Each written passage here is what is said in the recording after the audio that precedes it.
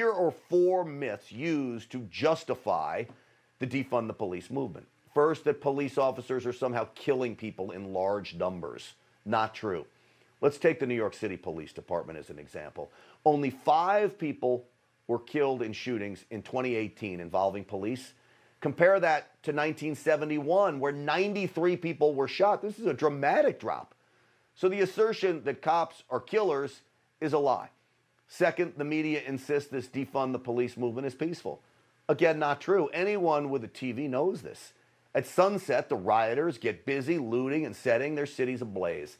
Not to mention the skyrocketing murder rates in all of these liberal cities, far from peaceful. Third, the notion that abolishing the police would make our communities safer is absurd. Even Democrats know this. Who do they call to protect them when things get dicey? The police. The communities calling for defunding the police actually need the cops the most. And finally, this myth that somehow our law enforcement is militarized. Anyone in the military will tell you, cops are not ordered to kill people. They're ordered to protect people. And in doing so, they must protect themselves too at times. The defund the police movement is as radical as it gets, and none of it, and I mean none of it, is based in fact. Joining me now, I want to welcome former New York City Police Commissioner and Newsmax contributor Bernard Kerik to the program. Commissioner, great to see you. Happy New Year, my friend. Happy New Year, Grant. So this war on cops is certainly real. They use lies to justify it. I'm not sure it gets any better in 2021, Commissioner. Well, we'll see.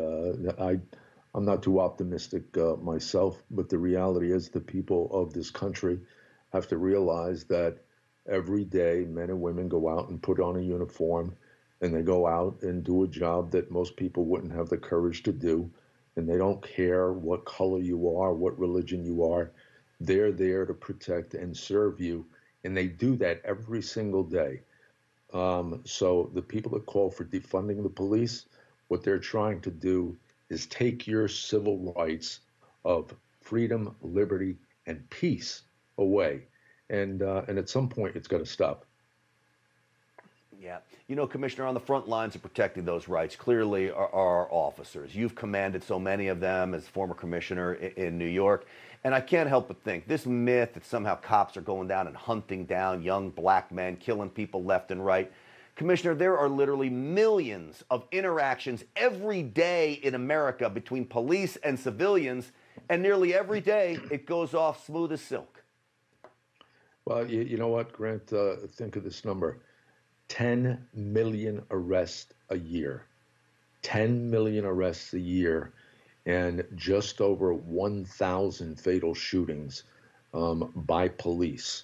If you listen to the public narrative, they're all black. The bottom line is there are more whites shot and killed than blacks. But think of the number, 1,000 out of 10 million arrests. I don't even know what that percentage is, but it's like 0.8 or something. It's inconsequential. Go ahead. They'll go crazy with the term, Commissioner, statistically insignificant. No life is ever insignificant. But when you're talking about statistics, the number is statistically insignificant. It's almost as if they have a perfect record here. And so, look, there are other myths as well, like this idea that the cops are somehow militarized. The military's trained to go out and kill people. Cops are trained to save people, Commissioner. Yeah, the military type equipment, it's usually for SWAT teams, special operations teams, and basically that's to save the lives of the cops and save the lives of those in communities. Has nothing to do with offensive positioning. It has nothing to do with, killing people. It has to do with protecting the men and women on the police department. Look at it this way, Grant. When a civilian calls 911, they're calling for themselves, right? But when a cop has a problem, he calls SWAT or he calls special operations. Well, you need heavier weapons, you need bigger equipment, you need protective equipment.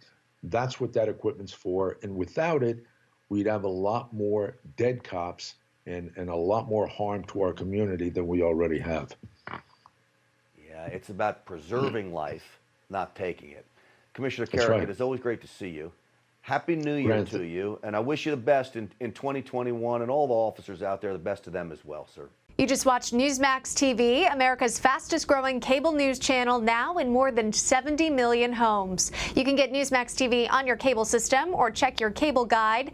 And if your system doesn't carry Newsmax, call them, tell them you want Newsmax TV, because we're real news for real people.